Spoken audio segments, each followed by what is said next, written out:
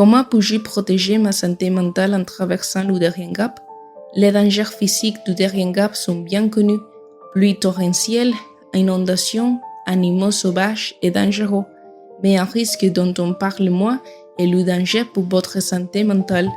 Beaucoup de migrants avec lesquels nous avons parlé nous disent que l'expérience est la plus difficile et la plus exigeante de leur vie. Ils s'éclairent souvent en larmes en nous racontant les expériences. Malheureusement, il y a eu de nombreux rapports de migrants qui se blessent peu de temps après avoir traversé la jungle du Darien. Nous offrons les conseils suivants sur la façon de protéger votre santé mentale si vous décidez d'emprunter le voyage. Premièrement, préparez-vous mentalement à ce que vous pourriez voir et vivre.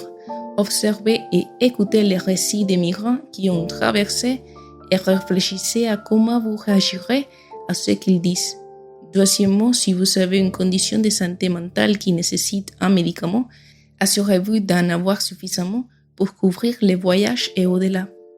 N'oubliez pas qu'il y a très peu d'assistance médicale disponible une fois que vous quittez la Colombie. Troisièmement, si vous avez récemment vécu un événement majeur dans votre vie, comme le décès d'un membre de votre famille ou d'un ami proche, envisagez de reporter le voyage. Si vous luttez déjà avec votre santé mentale, vous aurez un risque plus élevé de problèmes une fois là-bas. Quatrièmement, voyagez avec d'autres personnes et évitez l'isolement. Partagez vos expériences et parlez de toute détresse que vous ressentez.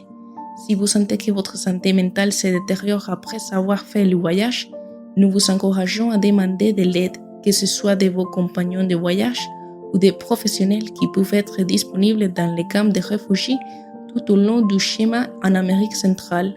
Il n'y a aucune honte à demander une telle aide. Traverser le Darien Gap est l'une des choses les plus difficiles qu'une personne puisse faire.